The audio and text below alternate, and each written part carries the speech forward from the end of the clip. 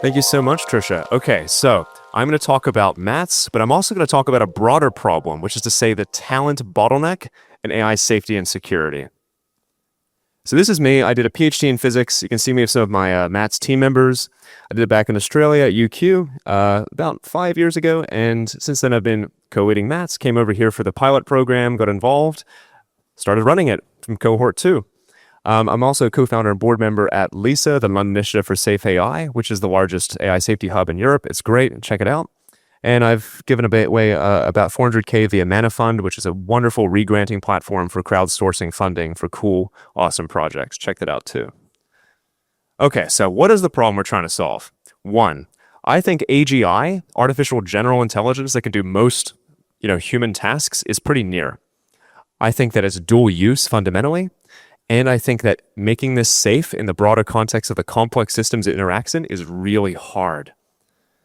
Okay, so when do we expect AGI? Metaculus says September 2032. That's pretty close. And notably, the distribution is peaked, so the modal year is actually 2028, right? And I think the sooner we get AGI, the more risky it is. 2, AGI is dual use. There's a lot of good things we can expect should we achieve this technology, such as better health and lifespan, democracy, perhaps promotion, and better information access for everyone, wealth and leisure if there's no more work. Also, probably much more powerful, scary weapons, worse addiction, more surveillance and enforcement and totalitarian dictatorships being empowered, and of course, permanent job loss and disempowerment. So there's a lot to go off there. Also, I think it's really hard to make these systems safe and ultimately prosperous because the world is really complex. And we don't know the impact of these technologies on the world. We can try and predict it, but that's hard. And then when we deploy it, we try and do all these safety and mitigation work in advance. We are always going to fall short. And so it's also hard to tell in such a complex system as the world until it's too late what harm has been done. So this needs a lot of work. Okay, so what is bottlenecking this whole thing of AI safety and security? 4 things, very basically: talent, funding, ideas, and the will to deploy them.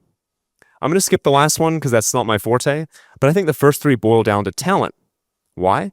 Because I think we have a funding overhang and an ideas overhang in some ways. When I talk to the frontier AI safety people, they all say we have an ideas overhang. And even if we don't, we need the talent to come up with the ideas.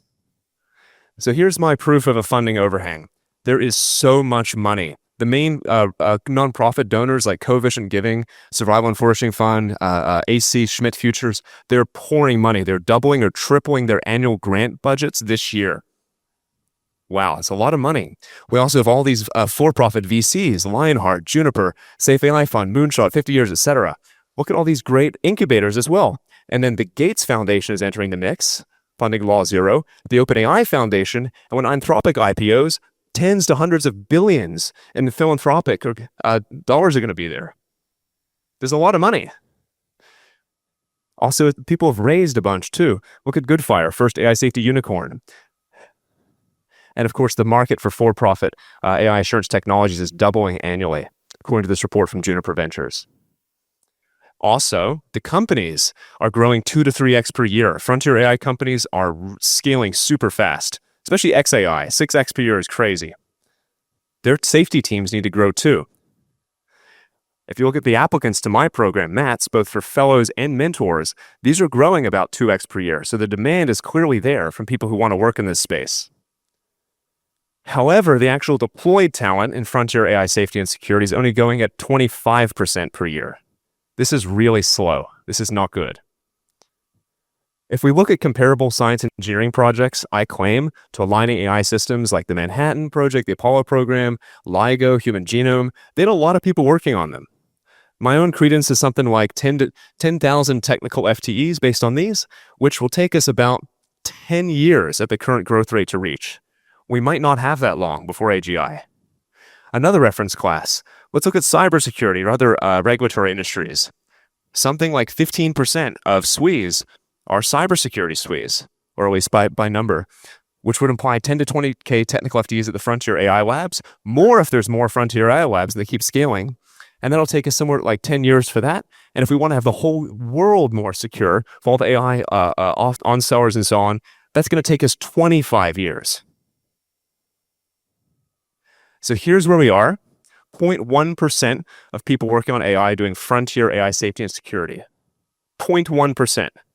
If we get to 1%, I would feel so much better about the world. If we get to 10%, that would then look like cybersecurity. That's a 10 to 100x scale up.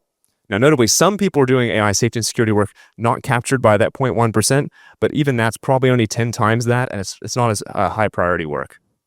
That's a huge growth. How can we get there in 3 to 6 years? If we 2x each year. That's the goal. So my mission is to solve the talent bottleneck in AI safety and security by giving people the skills, proof, and connections to start teams, to join existing teams, and to increase the carrying capacity of the field. Okay, so what's bottlenecking AI safety talent? So skills, people need mentorship from key mentors. They need like a really great peer feedback network, and they need high quality reps. They need many shots to build that research taste. It's hard. 2, they need proof. They need a portfolio. They need references, and they need credentials that they can prove because it's an extremely competitive hiring market. And 3, they need connections to collaborators, employers, and funders. And MATS aims to provide all of these. Well, I think in the coming age of AI, these 3 skills will be most in demand. Research taste, this ineffable, like, what is a good hypothesis? When do I stop pursuing this line of inquiry? Stuff that language models can't currently do. Leveraging AIs, using them to do your homework. And 3, coordinating with humans, because we're always going to be trusting these human connections more. What about AI labor? Well, it can do some of the work, but not all. I think it will remain jagged in key ways for a while, and humans will be complementary, which means Jevons paradox applies. The more AI labor, the more humans you need to make use of that labor. 2, the more the human oversight waterline is raised, the better chance we will have of inspecting AI output. 3, alignment MVPs, AI that does your homework for alignment, just might not work. They might be too dangerous and scary. So then you need humans. So if we don't build the field, we're screwed. And lastly, research taste might be particularly important for weird fields like alignment, whereas AI capabilities might just be like running a bunch of benchmarks, number go up. So MATS runs 2, soon to be 3 times a year. We're basically running these research boot camps for 100 plus fellows in several locations in Berkeley and London, soon probably in DC. We have offices in these places. We have seminars, workshops, an awesome community. Come visit us, and tons of research support staff. Here's our portfolio for the summer program that's going to be happening soon. We have mentors from all of these institutions, and we pair up our fellows with them, and you can see we have a whole spread of different types of research. We believe in a broad portfolio. So far, our impact over the last 4 years we've existed, 530 alumni, 80% of whom are working in AI safety roles, 10% of whom founded organizations. Not all of them succeeded, but that's still cool. And over 180 publications on archive and other sources. So some examples, two leads at Anthropic on the alignment science team of teams. That's Sam and Sarah. Several people at UKAC leading teams, Joseph and Alan. People leading teams at Apollo, AI Futures Project, Redwood, Thomas Kwa, who set up the meter timelines benchmark. Yeah, some cool people. You saw some today. Founders. Tons of founders. So Apollo Research was founded out of MATS, Timaeus, SL5 Task Force, Workshop Labs, Watertight AI, Theorem, tons of things. Ooh, I think I turned it off. Yeah, tons of cool research like emergent misalignment, if you've seen that. Sparse autoencoders, activation steering, situational awareness evals, solid gold magic harp. Lots of cool things came out of MATS. And of course, people seem to think we do a good job. 9.4 out of 10 from fellows and 8.4 out of 10 from mentors. So as a last kind of thing, I'll just say, what do I think needs founding? Well, tons of stuff, okay? So we need auditors and underwriters to help inspect these technologies. These people can't all be based inside the frontier AI companies because you need to have some external partners who can, show that they're not necessarily compromised, right? And so it's great to have these organizations that are inspecting and providing insurance mechanisms and audits. We need security and non-proliferation orgs. In some sense, there's some types of AI systems that we should definitely make open source. There's other kinds that you wouldn't give your kid a nuke, So we need ways to ensure that people's data is kept private in some cases. Defensive technology as well to make the world secure. So making making it harder for AI systems to do attack vectors through bioweapons or cyber weapons or so on, just making the world more safe and secure in general. Or in information warfare. We need deep research startups in the nonprofit and for-profit space, and we need more field building and offices like this place where research can flourish. And I'll give a little shout out to, this is a small fraction of the AI safety talent ecosystem, but there are some amazing organizations out there, of which MATS is just one. And yeah, I just want to thank all of them for their work.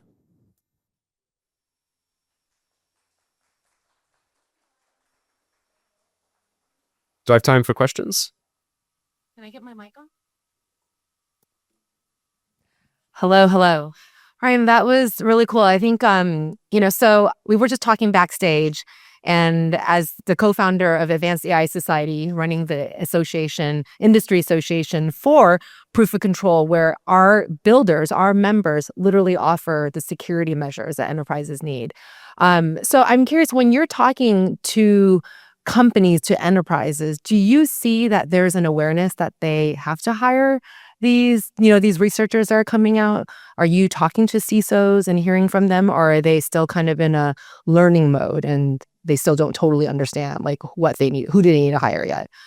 I actually don't talk to many CISOs or many people in industry. The main people I talk to are like at the frontier AI companies and at like these kind of VCs and incubators that are trying to spin up more companies. I have though talked to some people like at IBM and Cisco and stuff, and they seem like aware. I think it's like there's most people in the I'll say this, like I think everybody should be trying to prepare for AGI. Doesn't matter what you work in, and I think in general people are not thinking about this. I'm not the expert on this. I think my partner Sophia might have more to say about that. You can mob her. She works in AI preparedness. I would just say that like definitely at the bigger, more advanced frontier AI companies, they think about security and safety constantly. Right. Yeah, we know that's for sure. But as AI systems grow and infrastructures grow, we need to have more people, the non-frontier labs to actually be concerned about this. Because you see, regular enterprises like, I don't know, like Clorox or, Walmart deploying this stuff. And that's where stuff is going to hit the ground, or traditional, finance like TradFi deploying this, like credit card companies, right? Letting agents loose. And so we need these AI researchers and these security experts everywhere. And so I have another question then. Do you remember the moment when Harvard published this article? It was like so long ago when they were like data scientists had the sexiest job, and everybody wanted to become a data scientist. I feel like after seeing you made such a convincing argument that we have a talent constraint issue. That's the bottleneck, right? And I have a prediction to make, which is that, it's going to be AI researchers that are going to have the sexiest jobs, and they are continually going to be needed, that it is actually an AGI-proof job. Would you agree with this, So I would say like statements? already, like in terms of salaries, AI researchers have the sexiest or the most highly paid jobs, right? The people who can leverage AI better, like you can't work at these AI companies unless you're leveraging AI. People don't write code there anymore. They just review code. In terms of like the sexiest job, I think safety and security is sexier, because there's fewer people who know how to do it. You're working on something to benefit the world, not just your own pocket. I don't know. That seems pretty cool, man. Which is why we're here at California in the Commons, right? So what do you think is the next step in terms of, if you could make a call out to the audience right here and all those who are listening on the live stream, how do you want people to reach out to you? I know you gave a few options, but just to remind people, who do you want to have talk to you right now? Yes, I mean, like I run MATS, apply to MATS. It's great. We do these fellowships 2 to 3 times per year. We're hiring. You have to have a doctorate? Like, what's the background? No, I mean, 15% have PhDs, like 20% are undergrads. Like we'll take anyone who is great. I think we have great assessment processes, and we're a super broad church. We have all sorts of kinds of research. Other than that, if you want to found a cool startup, you can reach out to me, ryankid.ai. That's kid of 2 Ds. Got some contact details there. I'd love to hear from people who want to found cool things. I love what you're doing in particular, because you're not gating it to where before, to become a researcher, we're still in many spaces in the academic, you have to be attached to an academic research institution. You have to have a PhD. You have to have an advisor, and you have to create a whole committee. But in this case, you're literally like, if you have a great idea, we have a way to evaluate it, and you just have to share that. Yeah, I like to think of MATS as operating on 3 pillars. That's nonprofit impact, of course, academic rigor in terms of the research results, but startup speed, crucially. And so we don't want to be like too compromised by institutional credentials or something. I still think there's a place for PhDs. There's a place for all these things, but we aim to be like impact first, which means not anchoring too much on proxies for impact that are bad. Okay, cool. Well, we have a lot to talk about afterwards. So thank you so much. I think this is really important. This, what Matt's is doing, that you do not have to have a PhD. If you have a good idea for how to make AI safer, you've heard from three, great researchers, from Evan, from Paul Riker, and from Quinton.